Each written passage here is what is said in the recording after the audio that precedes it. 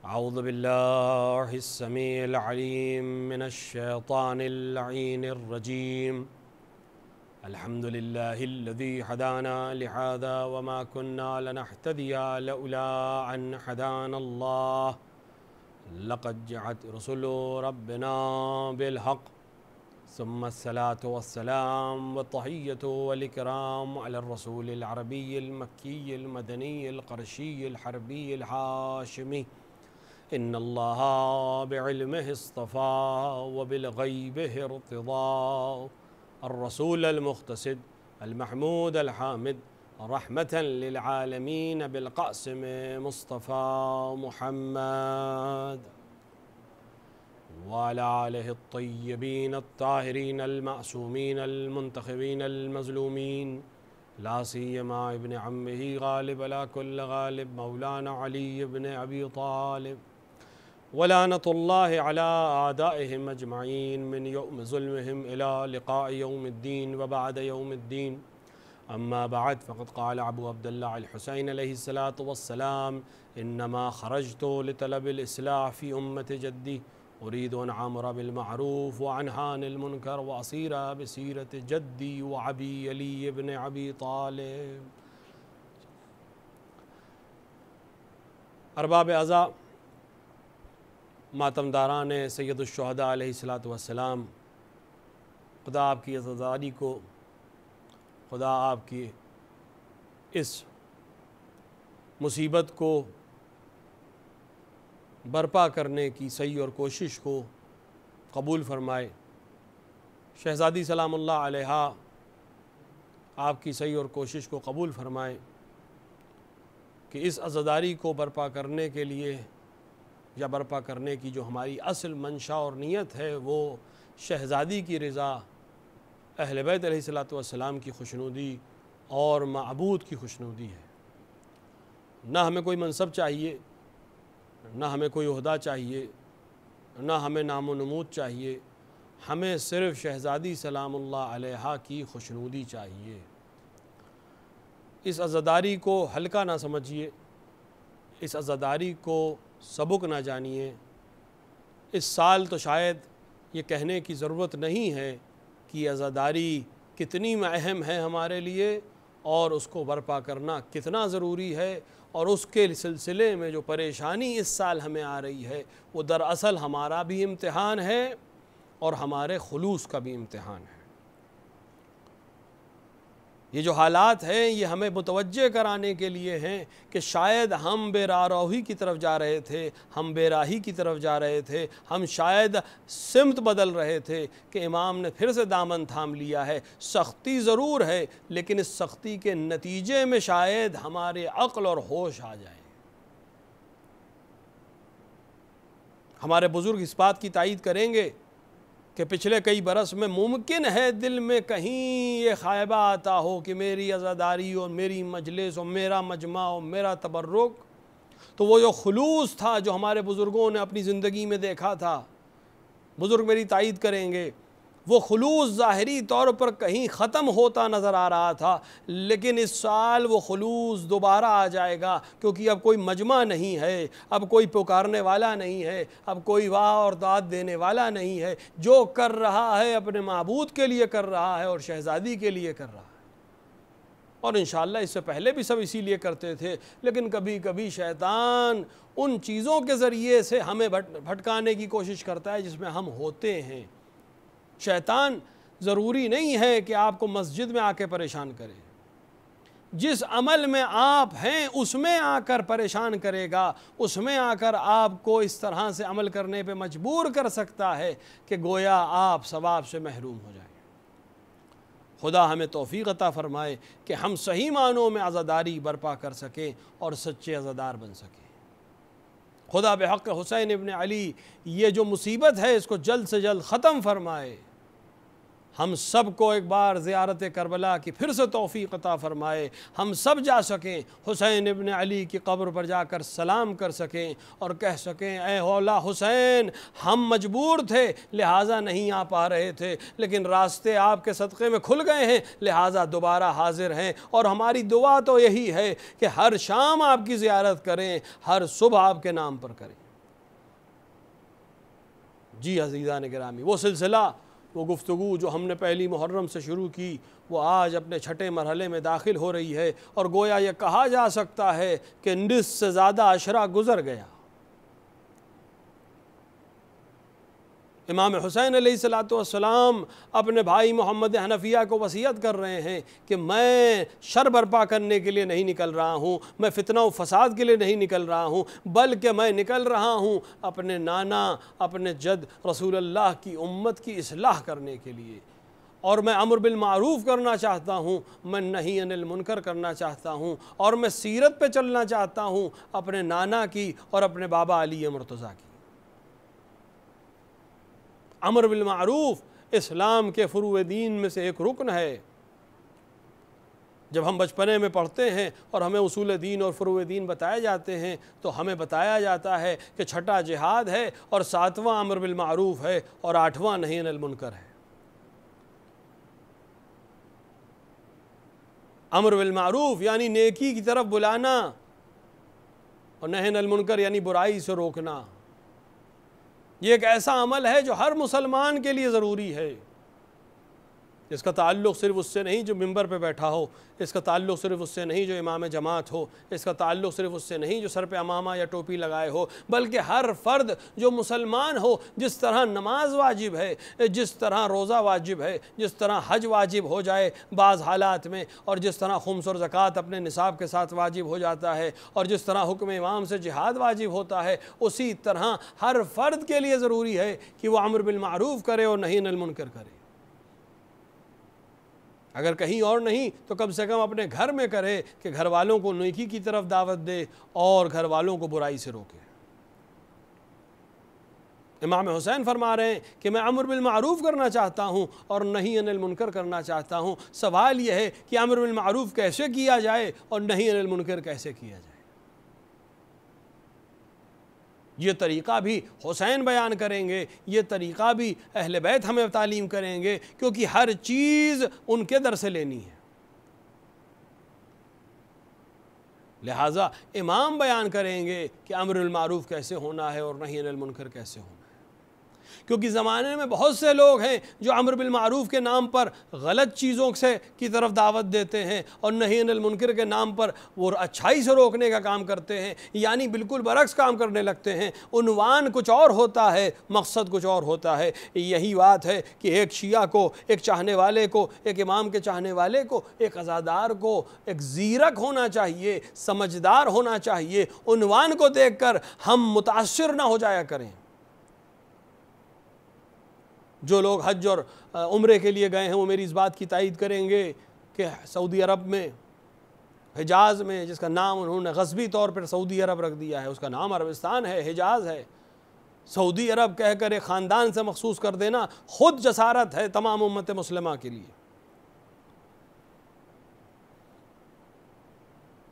वहाँ एक इदारा है जिसका नाम इदारा अम्र बिल मारूफ़ और नही अनिल मुनकर है। जो हाजी गए हैं उसको इस इदारे के बारे में खूब मालूम है, जो उम्रे पे गए हैं उसको इस इदारे के बारे में खूब मालूम है। ये अम्र बिल मारूफ़ करते हैं, ये नही अनिल मुनकर करते हैं। क्या करते हैं ये हुसैन? ये जब आप रसूलुल्लाह की ज़ियारत के लिए खड़े हों तो आपको टोक देंगे, या आपको रसूल की ज़ियारत नहीं पढ़ने देंगे, या आपको ज़रिए रसूल का बोसा नहीं देने देंगे, या आपको कब्रिस्तान बक़ी में जाने से रोकेंगे, या आपको जनाब हमज़ा की कब्र पे जाने से रोकेंगे, या आपको कातिलीन हमज़ा पर लानत करने से रोकेंगे। नाम क्या है? अम्र बिल मारूफ़ व नही अनिल मुनकर। काम क्या है? रसूल की तौहीन करना, आले रसूल की तौहीन करना और आले रसूल को चाहने वालों की तौहीन करना। तो नाम, इदारे का नाम बहुत खूबसूरत है, इदारे का नाम फ़ुरूए दीन की एक शिक़ के ऊपर है, लेकिन अमल उसके बिल्कुल बरखिलाफ़ है। तो यह भी अम्र बिल मारूफ़ कर रहा है। हुसैन इब्न अली भी कह रहे हैं कि मैं अम्र बिल मारूफ़ करना चाहता हूँ।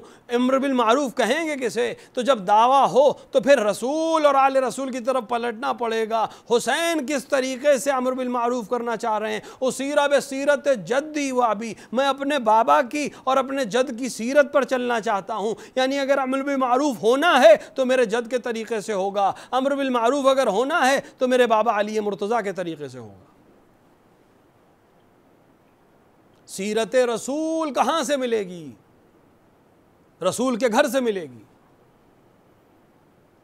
तरीक़ा रसूल कहाँ से मालूम होगा? रसूल के घर वाले बयान करेंगे कि रसूल क्या करते थे।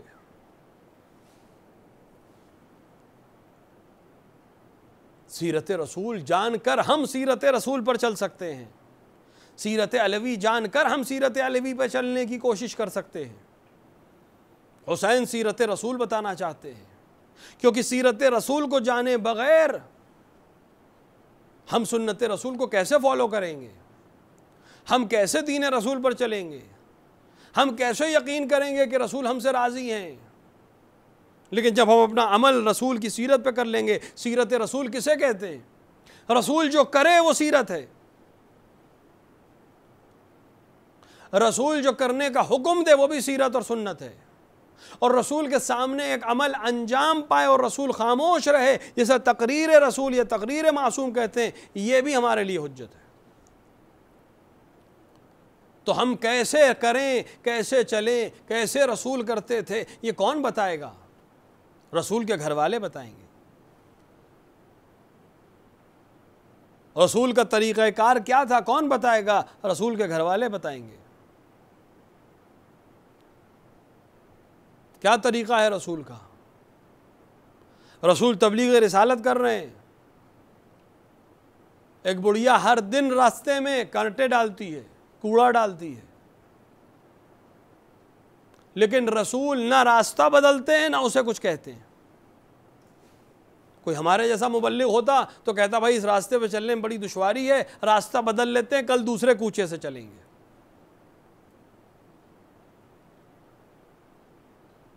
तबलीग आसान काम नहीं है। तबलीगी जमात का मेंबर होना अलग है और तबलीग करना अलग है। वही मैंने अर्ज़ किया, नाम से मुतासिर ना हो जाइए। ये देखिए कि उसके अंदर है मैटर क्या है, कह क्या रहे हैं, हदफ क्या है, मकसद क्या है।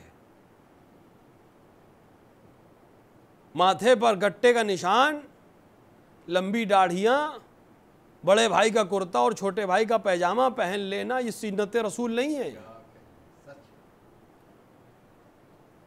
अमल रसूल जैसा होना चाहिए, चाहे कोई लिबास पहने हो। अगर अमल रसूल जैसा है तो वो रसूल की तबलीग कर रहा है, वो इस्लाम की तबलीग कर रहा है। रसूल जा रहे हैं, रास्ता नहीं बदलते। या रसूलुल्लाह रास्ता बदल दीजिए। शायद रसूल जवाब दें, मैं तुम्हारे जैसा नहीं हूं।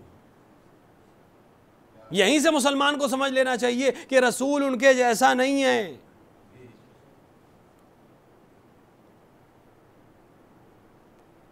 रसूल हर दिन जाते हैं, हर दिन वो कूड़ा डालती है। आज रसूल गुजर रहे हैं, नहीं दिखाई दी। अब पूछा कहाँ है? ये है सीरत रसूल। कहाँ है? आज क्यों नहीं आई? क्या तब्दीली आ गई? क्या इनकलाब आ गया? मालूम हुआ कि मरीज है। अब रसूल घर पहुंचे, वो भी हमारे जैसी थी। वो सोचने लगी कि कल तक मैं करती थी, ये यतीम अब्दुल्ला चला जाता था, कुछ बोलता नहीं था। आज मैं मरीज हो गई हूँ, कमज़ोर हो गई हूँ, लिहाजा मेरे दरवाजे पे आ गया है। लेकिन रसूल के अमल ने बता दिया कि मैं तुम्हारे जैसा नहीं हूँ। तुमसे अब पूछ रहे हैं कि सुना है तू मरीज़ हो गई है, तेरे पास कोई किफ़ालत करने वाला है कि नहीं है, कोई दावा लाने वाला है कि नहीं है, कोई तुम्हारी तरबियत करने वाला है कि नहीं है। ये अमल रसूल का अब मौजिब हो रहा है। कल अगर अक्सुल अमल निशान देते, कल अगर अक्सुल अमल दिखाते, कल अगर उसको जवाब देते या बनी हाशिम के अफराद को उसके लिए फराहम करते और उसको जवाब देते, तो ये असर नहीं होता जो आज इस हुस्न खुल्क की वजह से हो रहा है। अब वो कलमा पढ़ रही है, ला इलाहा इल्लल्लाह व अंता रसूल अल्लाह। रसूल के इखलाक ने मुसलमान किया है लोगों को। न सलातीन की तलवार ने किया है, न सिक्कों की खनक ने किया है। रसूल के इखलाक ने लोगों को मुसलमान बनाया है। और रसूल का इखलाक पर जो चलेगा वही मुबल्लिग रसूल है, वही मुबल्लिग इस्लाम है। अब आए किरदार से किरदार को मिलाने की कोशिश करें। एक तरफ वो है कि जहां रसूल के ऊपर अमल किया जा रहा है, रसूल कोई रद्द अमल नहीं दिखाते। हाँ, जब अमल करते हैं तो जाकर इस्लाम की तबलीग करते हैं। ऐसा ही एक वाक़या मदीने में नज़र आता है। एक शामी है, पूछने वाले से पूछता है ये कौन मस्जिद से निकल रहा है कि लोग इसे सलाम कर रहे हैं, लोग इसका एहतराम कर रहे हैं। पता चला हसन इब्ने अली है। अब उसने जिस प्रोपेगेंडे से शिकार होकर जिस तरह की जहनीत थी, उसी लिहाज से आकर इमाम के सामने गुस्ताखी करना शुरू की। अब सीरत रसूल अभी तक खामोश रही। यही सीरत रसूल है, यही सूरत रसूल है, यही नवासा और रसूल और फर्जंद रसूल का तरीक़ाकार है। जब वो खामोश हुआ तब अमल किया और बयान करना शुरू किया। ए भाई, तू मुझे मुसाफिर नज़र आता है, मदीने का रहने वाला नज़र नहीं आता। अगर मुसाफिर है, तेरे पास रहने की जगह है तो ठीक है, नहीं तो मैं इंतज़ाम करूं। खाने का इंतज़ाम है नहीं कि मैं इंतज़ाम करूं, तेरी किफ़ालत करूं, तेरी मेहमान नवाजी करूं। अब उसके अमल ने देखा कि कहाँ मेरा अमल और कहाँ ये रद्द अमल। कहने पे मजबूर हुआ कि मैंने अपने जहन, जब मैं शाम से चला था तो आपसे और आपके वालिद से ज़्यादा किसी से बुग़्ज़ नहीं रखता था, लेकिन आज आपसे मुलाकात हो गई, आंखें खुल गई, मैं फिर से मुसलमान हो रहा हूँ। अब मुसलमान हो रहा है। तो रसूल की सीरत कौन बयान करेगा? जो रसूल की सीरत को जानता होगा, जो रसूल की सीरत पर चलता होगा। रसूल की अज़मत कौन बयान करेगा? रसूल के किरदार को कौन बयान करेगा? जो रसूल को जानता हो। रसूल का इल्म कौन बयान करेगा? जो रसूल के इल्म को जानता हो। अगर मैं इस बज़्म में कोई साहब तशरीफ़ लाएं और मुझसे कहा जाए कि इनके सिलसिले में आप कुछ बयान फरमाइए, तो मैं कब बयान कर पाऊंगा? जब मैं उनको जानता हूँगा, उनको पहचानता हूँगा। अगर नहीं जानता हूँ तो मैं कैसे उनकी तारीफ़ व तमजीद कर सकता हूँ? अगर करूँगा भी तो ज़बान खर्ची होगी, असल तारुफ नहीं हो पाएगा। कौन तारीफ़ कर सकता है? जो जानता हो। कौन पहचानवा सकता है? कौन इंट्रोड्यूस कर सकता है? जो खुद जानता हो। जो रसूल के इल्म को जानता होगा वो रसूल का इल्म बताएगा। असहाब का एहतराम है, लेकिन क्या असहाब इस मंजिल पर हैं कि रसूल को बता पाएं कि रसूल कौन है? क्योंकि कुरान के तेवर तो ये बता रहे हैं कि असहाब को तो रसूल को खिताब करने की भी तमीज़ नहीं है। कुरान कह रहा है तुम लोग एक दूसरे को जैसे खिताब करते हो, मेरे रसूल को खिताब ना किया करो। बस मालूम हुआ इंसान जिस इब्तिदाई मरहले में किसी से मिलता है तो सबसे पहले क्या करता है? एक दूसरे को खिताब करता है। अभी असहाब रसूल को खिताब करने की मंजिल पे नहीं है, तारुफ कराना तो बहुत दूर की बात है।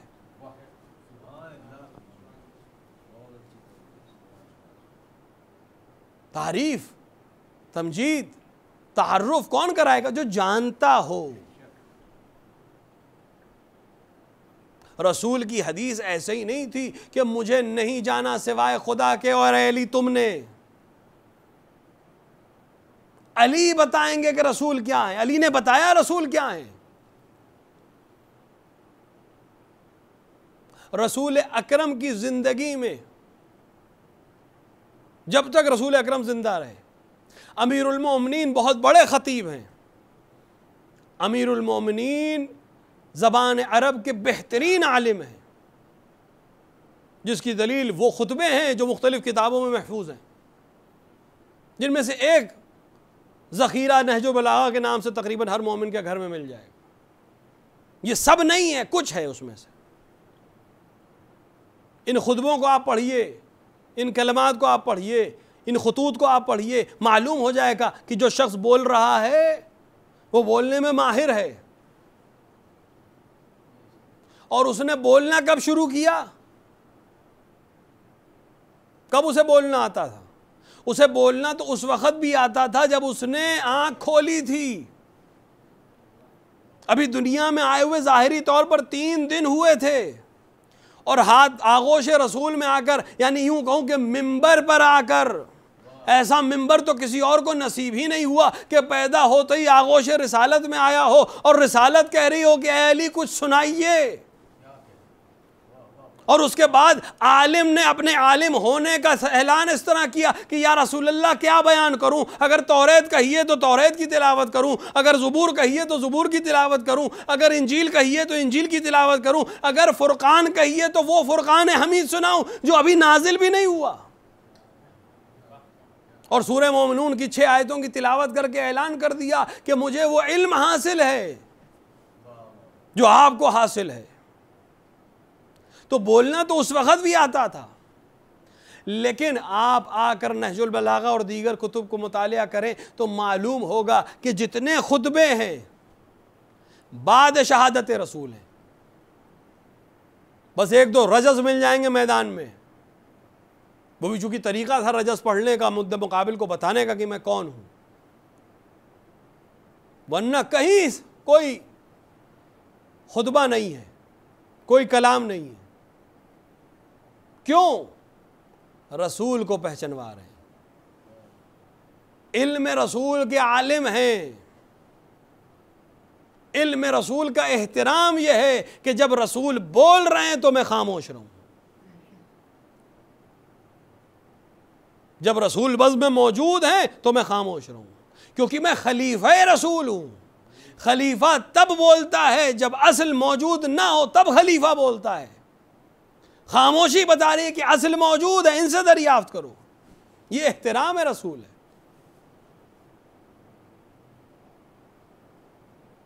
क्या कहना इल्म अली का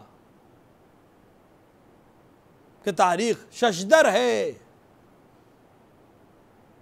कि कोई सवाल ऐसा नहीं किया गया जिसका जवाब ना हो।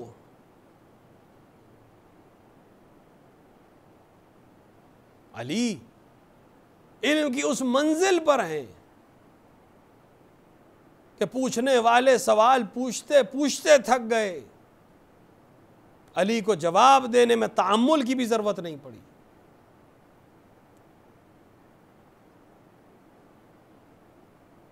शुजाअत अली का क्या कहना, दुनिया ने देखा ही नहीं ऐसा शुजा, तारीख में इसकी नज़ीर ही नहीं, अगर है भी तो इन्हीं के घर में मिलेगी। जिस मार्के में गए जीत कर आए, जिसके मुकाबले में गए उसको हरा कर आए, जिसकी एक ज़रबत इबादत सकलैन पर भारी हो, उसकी उम्र भर के जिहाद की क्या कीमत होगी।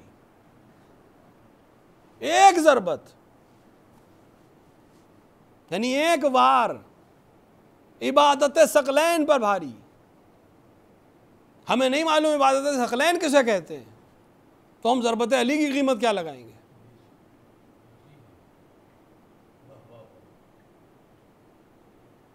यह है शुजाअत अली। शुजाअत अली का बयान किस तरह मुमकिन हो, लेकिन अली ने खुद कहा कि अगर पूरा अरब मेरे मुकाबले में आ जाए तब भी मैं एक कदम पीछे नहीं हटाऊंगा।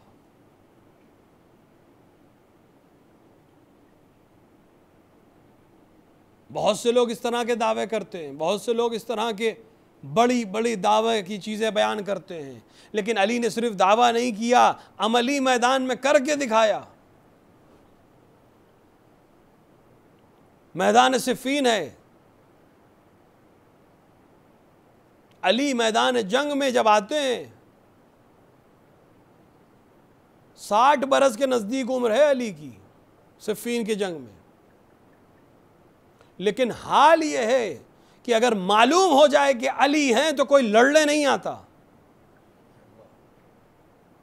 ये डंका है, ये गैज़ व गज़ब है, ये शोहरा है। अगर मालूम हो जाए कि अली, तो मुकाबले में कोई नहीं आता। लिहाजा आप उलमा से सुना करते हैं, तारीख़ में हमको मिलता है कि अली मैदान सिफ़ीन में अक्सर लिबास बदल करके जंग करते थे, क्योंकि पहले ज़माने का तरीक़ा यह था कि लोग ज़रा के ज़रिए, लोग खोद के ज़रिए, लोग लिबास के ज़रिए एक दूसरे को पहचानते थे। जंग के मैदान में शक्लें नहीं दिखाई देती थी, अरब में गर्द उड़ती थी, लिहाजा आम तौर से मुजाहिद अपने चेहरे के ऊपर कपड़ा बांध के रखते थे, जैसे आजकल हम सब चेहरे बांध के टहल रहे हैं। अब बात आ गई तो अर्ज करता चलूं, अब किसी को गर्मी महसूस नहीं हो रही।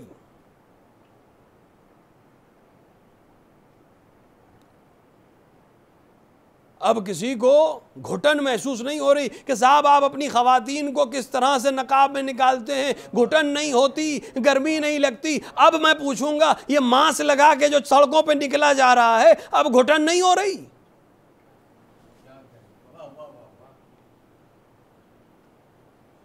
बड़ी पाबंदियां बड़े बड़े मुल्क लगा रहे थे, अब शर्म से मुंह छुपाए टहल रहे हैं। मालूम हुआ कि परेशानी नहीं थी, फी कुलूबिहिम मरज, दिल में मरज था।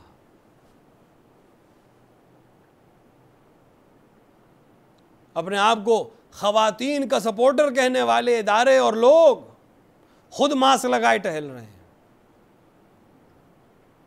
तो जिस तरह तुम्हारे लिए जिंदगी, अपनी जिंदगी कीमती है, इस्लाम खातून की इज्जत और आबरू को कीमती समझता है, लिहाजा उससे कहते हैं जब घर से निकलो तो अपने चेहरे को ढांक कर निकलो, ताकि महफूज रहो आलूदा निगाहों से। जिस तरह मास्क लगाते हो कि आलूदा सांसों से महफूज रहो, उसी तरह इस्लाम कहता है कि नकाब लगाओ ताकि आलूदा चेहरों से और आलूदा नफूस से तुम महफूज रह सको।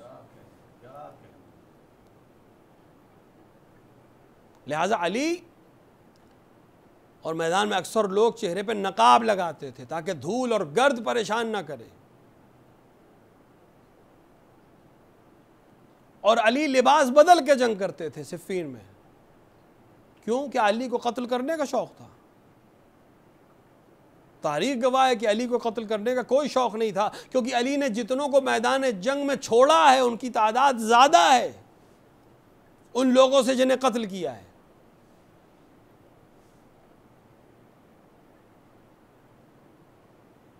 लेकिन फिर भी लिबास बदल के जाते हैं ताकि वो अमल जो अली कर रहे हैं वो फी सबीलिल्लाह हो जाए और अली अपने शोहरत के नतीजे में कहीं इस सवाब जिहाद से महरूम न रह जाए। अली जिहाद कर रहे हैं अल्लाह के लिए, तलवार चला रहे हैं अल्लाह के लिए, तो अल्लाह के लिए जब चला रहे हैं तो किसी लिबास में चलाएं, कोई जाने या ना जाने। क्योंकि जब मैं अल्लाह के लिए कर रहा हूं तो कितने भी लिबास बदल लूं, कितने भी तरह के नकाब लगा लूं, अल्लाह तो जानता है कि कौन जिहाद कर रहा है। उसको बताने की जरूरत नहीं है, अखबार में छपवाने की जरूरत नहीं है कि फलां साहब ने यह नेक अमल अंजाम दिया फी सबीलिल्लाह अखबार में।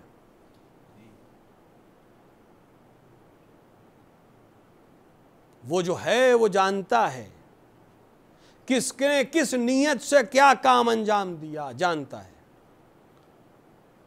अली सबक दे रहे हैं हमको कि जो अमल अल्लाह के लिए करो वो सिर्फ अल्लाह के लिए हो। न शोहरत की तुम्हें ज़रूरत पड़ेगी, न तुम्हें नाम और नमूद की ख्वाहिश होगी, किसी चीज़ की ज़रूरत नहीं है, बस अल्लाह के लिए अमल अंजाम देना है। लिहाजा अली जिहाद कर रहे हैं, नकाब डाल के कर रहे हैं कि अल्लाह जानता है कि अली उसकी राह में जिहाद कर रहा है। एक शामी पहलवान सिफ़ीन की सफ़ों में आया, शाम की सफ़ों से बाहर निकला, हल मिन मुबारिज़, है कोई जो मुझसे लड़े?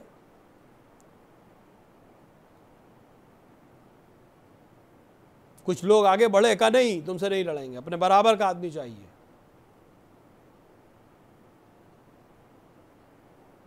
जब उसकी भूख ज़्यादा देखी तो अली आए मैदान में, लेकिन लिबास बदल कर आए। शाम का पहलवान था, बड़ा नामी गिरामी पहलवान था। कुछ वार रद्दो बदल हुए और फिर अली ने अपना वो मखसूस अंदाज दिखाया और एक बार तलवार चमकी तो सर पर, लेकिन तन को दो टुकड़े कर कर ज़मीन पर उतरी।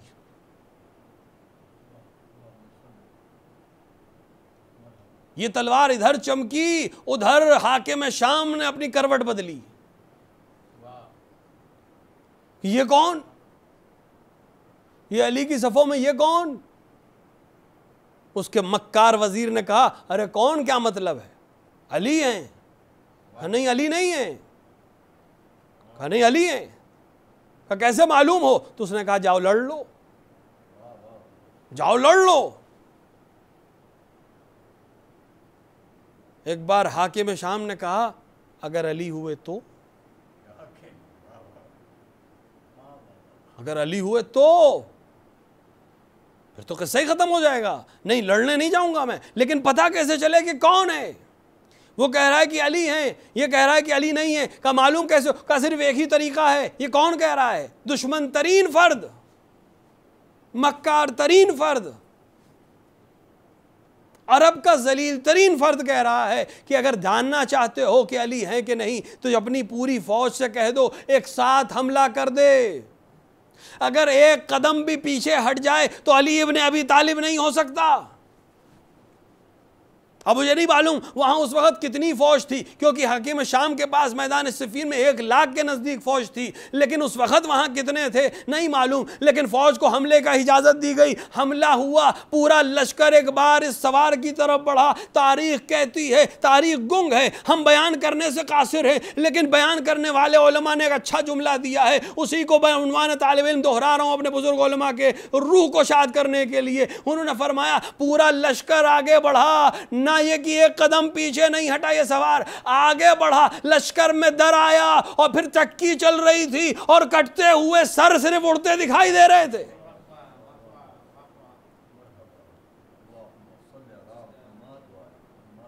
ये अली जिसने कहा पूरा अरब आ जाए मैं पीछे नहीं हट सकता, करके दिखाया, पूरा अरब आ गया। ना सिर्फ ये कि पीछे नहीं हटे, तलवार लेकर मैदान में आ गए। ये है शुजाअत अली। इतना शुजा अली जब कहे कि जंग की शिद्दत में हम रसूल के पास पनाह मांगते थे, ये शुजाअत पैगंबर बयान हो रही है। शुजाअत पैगंबर अली बयान करेंगे। जो मैदान में खड़े ही नहीं होते थे वो शुजाअत पैगंबर क्या बयान करेंगे? जिनका मैदान में सारी हुनर यह था कि कितनी तेज मैदान से जा सकते हैं। बाज तो मदीना भी क्रॉस कर जाते थे बाज इलाकों में, यानी मैदान से निकले मदीने के भी पीछे चले गए। जो इतने माहिर हो जंग में, वो रसूल के शुजाअत क्या बयान करेंगे? शुजाअत तो वो बयान करेगा जो कुल अरब के ऊपर गालिब हो। सीरत पैगंबर अली बताएंगे, सीरत पैगंबर हुसैन बताएंगे, सीरत पैगंबर हसन बताएंगे, सीरत पैगंबर ये सिलसिला इमामत और इस्मत बयान करेगा कि सिलसिला किसे कहते हैं, सीरत किसे कहते हैं, किरदार किसे कहते हैं, अजमत किसे कहते हैं, बुलंदी किसे कहते हैं। और अगर इसका एक अमली नमूना देखना हो तो यह शरफ भी इसी खानदान को मिला। यह शरफ भी हुसैन इब्न अली को खुदा ने अता किया कि हम तुम्हें एक ऐसा बेटा देंगे जो अपने आप में गुलदस्ता पंजतन होगा। जिसके लिए खुद हुसैन इब्न अली ने कहा कि बारे इलाहा गवाह रहना, अब उसे इस कौम की तरफ भेज रहा हूं जो सूरत और सीरत में और रफ्तार और गुफ्तार में तेरे रसूल की शबीह तरीन फर्द है। शहजादा अली अकबर मैदान करबला में गुलदस्ते पंजतन का नाम है। सूरत रसूल की है, नाम अली का है, उम्र फातिमा की है।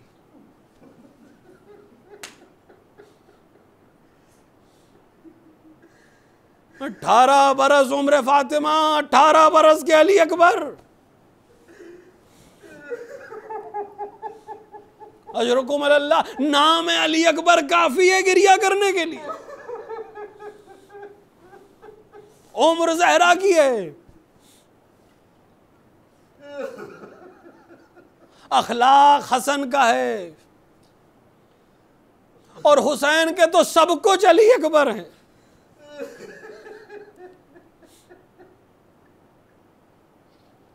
क्या कहना अली अकबर का।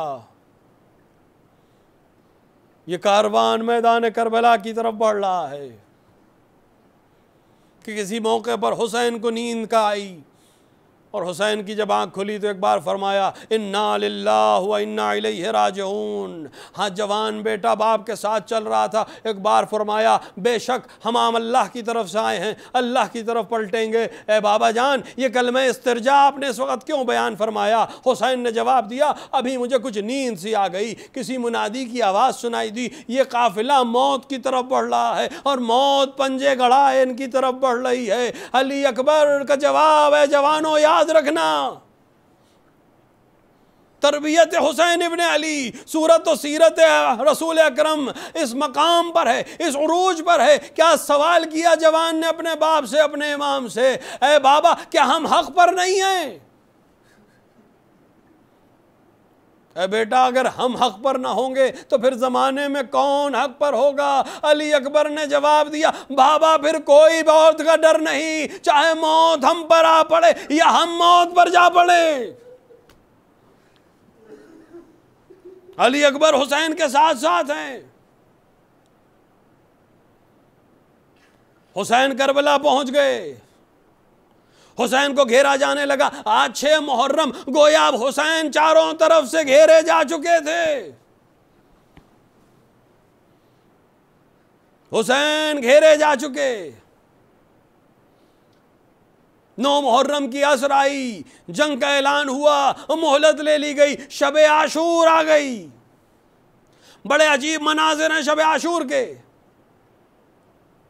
हुसैन ने शबे आशूर हुज्जत तमाम कर दी है, हुसैन ने महज़र शहादत पढ़ दिया है, हुसैन ने शुहदा को जन्नत की बशारत दे दी है, हुसैन ने तमाम लोगों को उनके मकामात दिखा दिए हैं। अब हर एक अपने अपने अमल में मसरूफ़ है। कोई नमाज पढ़ रहा है, कोई कुरान की तिलावत कर रहा है, कोई अपने हथियार को सैकल कर रहा है। रात इसी तरह गुजर रही है कि किसी पहर एक आवाज गुजरी, ऐना ऐना अली, मेरा बेटा अली कहाँ है? हुसैन की आवाज गुजरी, मेरा बेटा अली कहाँ है? ये आवाज अली अकबर के कानों से टकराई और दौड़कर हाजिर हुए, बाबा अली मौजूद है। हुसैन ने कहा ऐ अली अकबर, आज अजान तुम दोगे। हाँ, हमारे हुसैनियों में, हमारे इमाम बारगाहों में, हमारे कस्बों में, हमारे देहातों में, जहाँ जहाँ आज़ादारी होती है, आमतौर से 10 मुहर्रम की सुबह का अजान दी जाती है, जो अजान अली अकबर के नाम से मंसूब है। हुसैन ने कहा बेटा आज अजान सुबह तुम दोगे। हुसैन के पास मुअज्जिन मौजूद है, हर मकाम पर वही अजान देते हैं। लेकिन सुबह आशूर हुसैन ने तरतीब को बदला है। ऐ अली अकबर, आज अजान तुम दोगे, वजह नहीं मालूम, हुक्म इमाम है। अली अकबर मैदान करबला में एक मकाम पर पहुंचे और इसके बाद आवाज दी अल्लाहु अकबर। ये आवाज मैदान करबला में गूंजी, खैमों के बाहर भी कोहराम मचा, खैमों के अंदर भी कोहराम मचा। अजरकुम अल्लाह, खुदा आपकी आवाज़ों पर रहमत नाजिल करे। शहजादे अली अकबर ने अजान दी अल्लाहु अकबर, और क़यामत बर्पा हो गई। जिन्होंने लहजे पैगंबर सुना था, एक बार दिल लरस गया, ज़ैनब को रसूल का ज़माना याद आ गया। अली अकबर ने कहा अशहदु अन्ना मुहम्मदुर रसूलुल्लाह। अरे जैसे ही रसूल का कलमा पढ़ा, असहाब मुस्तरिब हो गए। हुसैन को अजब नहीं याद आया हो, नाना का मदीना है, मस्जिदुन नबवी है, नाना के दोष पर हसन और हुसैन सवार है। ए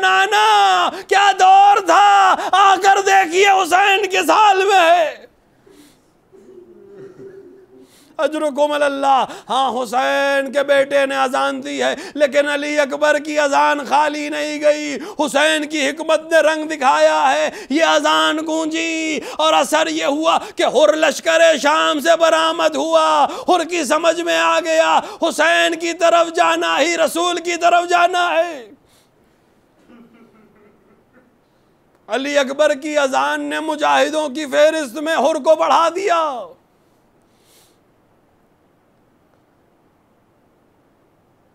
अजान तमाम हुई, सफ़ें बिछ गईं, हुसैन इमामत के लिए खड़े हुए। अल्लाह अल्लाह। सुबह आशूर की नमाज सुबह हुसैन ने तकबीर कही। दोनों लश्करों की सफ़ों में फ़र्क है। एक तरफ जंग की तैयारी है, एक तरफ नमाज की तैयारी है। इधर हुसैन ने तकबीर कहकर नमाज पढ़ी, उधर दूसरी तरफ तैयारियां शुरू कर दी गई। अमर साद ने आकर कहा, देखो गवाह रहना, पहला तीर मैं चलाऊंगा। इधर हुसैन ने कहा, अस्सलामु अलैकुम व रहमतुल्लाह। तीरों की एक बारिश शुरू हुई। असहाब हुसैनी आगे बढ़े, सफों को आहिस्ता करो, जब तक हम जिंदा हैं हुसैन के खेमों तक तीर न पहुंचे। तारीख कहती है इस हमले उला में, इस पहले तीर की बारिश में तकरीबन 30 से ज्यादा शहदाई शहीद हो गए। 70-72 का लश्कर है, 30 यानी निस्फ के नजदीक लोग शहीद कर दिए गए। हुसैन आगे बढ़कर ऐलान करते हैं, रुको, हम खुद मैदान में आएंगे, इस तरह से हमला ना करो। हाँ, जंग शुरू हुई। अब तन बतन जंग शुरू हुई। यहाँ तक के असहाब ने कमाल किया इस जंग में कि असहाब की मौजूदगी जोहर तक मिलती है। जो जंग नमाज सुबह पर शुरू हुई थी, जोहर तक असहाब हुसैनी ने वो शुजाअत दिखाई कि घर के किसी फर्द को जख्मी नहीं होने दिया। यहाँ तक के जोहर के कुछ देर बाद असहाब हुसैनी तमाम हो गए। 18 बरस का कड़ियल जवान एक बार बाप के सामने आया, बाबा मुझे जाने की इजाजत दीजिए।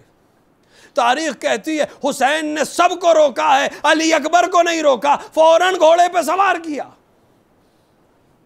लेकिन अब तरीका यह है कि सर पर रसूल का मामा बांधा है, कमर में अपनी तलवार लगाई है, बाबा अली मुर्तज़ा की ज़रा पहनाई है। हुसैन ने अली अकबर को रवाना किया है। अली अकबर ने घोड़े को तेज़ी से चलाना चाहा। जोश शुजात में गुलाम हाशमी तेज़ी से आगे बढ़ना चाहता था कि यकायक कान में आवाज़ टकराई, महलन महलन या बुनैया। अरे मेरे बेटा, आहिस्ता आहिस्ता। अरे शोर के बीच में अली अकबर के कानों में आवाज आई, कोई पुकार रहा है। पलट कर देखा, बूढ़ा बाप। अजरुकुम अल्लाह। किसी को यह मंजर नहीं समझ में आएगा। बूढ़ा बाप जवान के पीछे चल रहा था। अली अकबर घोड़े से उतर आए।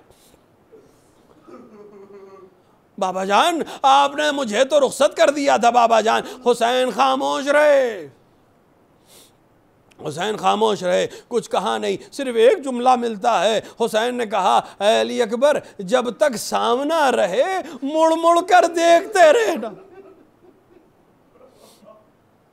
जब तक सामना रहे मुड़ मुड़ कर देखते रहना। हुसैन चाहे तस्वीर रिसालत को देखना चाहते थे, तभी तो कहा था जब भी मैं अपने नाना को देखने का मुश्ताक होता था, अली अकबर के चेहरे को देखता था। हुसैन जानते हैं अब यह तस्वीर खून आलूद हो जाएगी।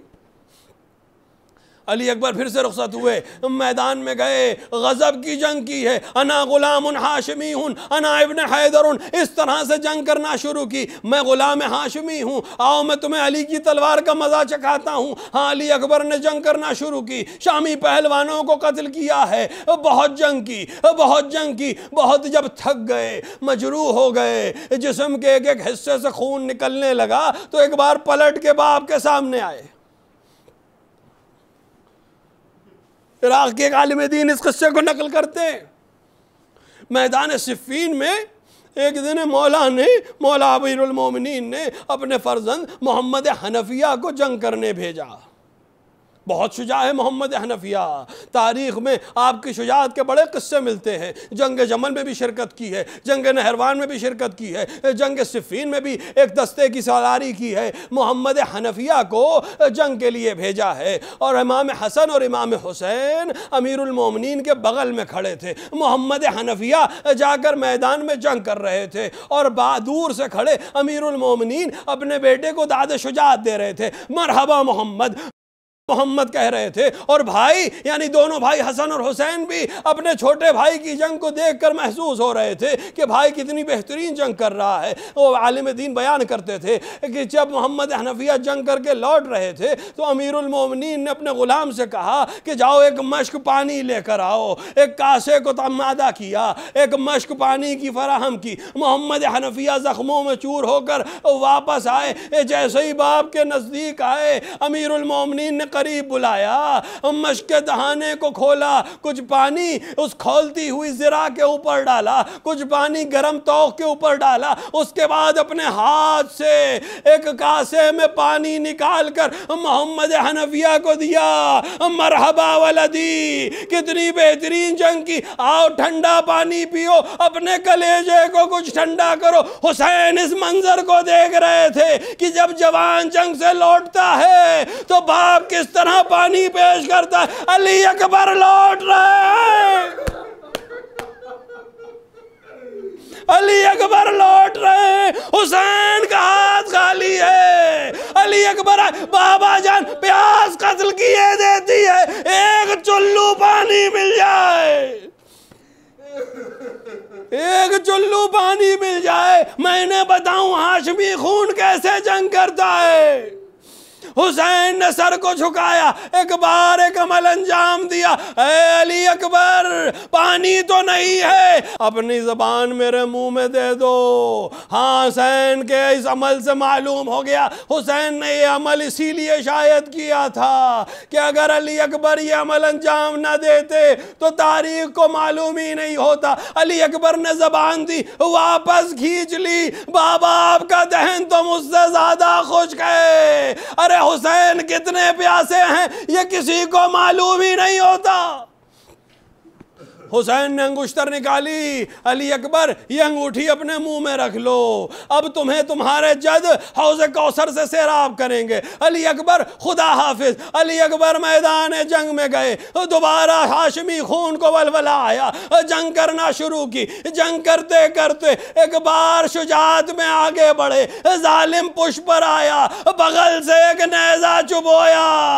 अली अकबर दौड़ा कर बाहें गले के गरास पर डाल दी, गले में गर्दन के घोड़े की गर्दन में बाहें डाल दी। तस्वीर हुसैन अली, तस्वीर रसूल। दुश्मनान रसूल के नरगे में कोई तलवार लगाता था, कोई नेज़ा लगाता था। तारीख के जुमले, मक़तल के जुमले, अली अकबर को टुकड़े टुकड़े कर दिया। जब बिल्कुल संभला न गया, एक आवाज दी, या बतालैका मिन्नी सलाम, ए बाबा सलाम आखिर कबूल हो, अरे बाबा सलाम आखिर कबूल हो। जो गिरता था हुसैन को मदद के लिए पुकारता था, लेकिन अली अकबर ने सोचा मेरा बूढ़ा बाप अब कैसे आएगा, लिहाजा एहतमाम किया, बाबा आने की जरूरत नहीं है, यहीं से सलाम कबूल कीजिए, यहीं से सलाम कबूल कीजिए। लेकिन हुसैन का कैफियत क्या है, ये आवाज़ हुसैन के कानों से टकराई। एक बार आंखों के सामने अंधेरा छाया, ज़मीन करबला पर गिरे, उठे, या अली मालूम नहीं अपने बेटे अली को पुकार रहे हैं या नजफ के शाह अली को पुकार रहे हैं। अली अकबर के जनाजे पर हुसैन कैसे पहुंचे ये सिर्फ हुसैन का दिल जानता है। हुसैन किनारे बैठे हैं, खुदा किसी बेटे को, किसी बाप को वो मंजर न दिखाए जो हुसैन ने देखा। अरे 18 बरस की कमाई जमीन पर एड़ियां रगड़ रही है, सीने में आनी लगी हुई है, जिस्म पूरी तरह से जख्मी है, रूह कफ़स उनसुरी से परवाज कर गई। एक बार हुसैन ने ख़याम का रुख किया, ए जवानों, हाशमी जवानों, आओ अपने भाई का लाशा उठाओ। जवानान हाशमी आगे बढ़े, लाशे को उठाया गया। हुसैन पीछे कमर थाम कर चले। दुनिया बाद कलफा, ए अली अकबर, तुम्हारे जाने के बाद दुनिया पे खाक।